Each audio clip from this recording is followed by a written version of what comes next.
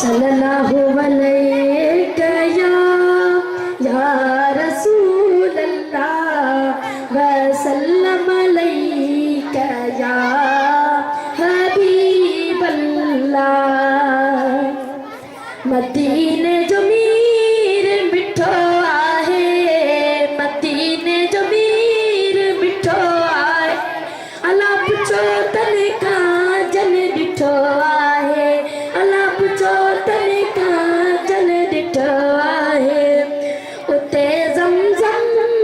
उते कौसर उते ज़मज़म उते कौसर अला उते सभु कुझु अला सुठो आहे अला उते सभु कुझु अला सुठो आहे मदीने जो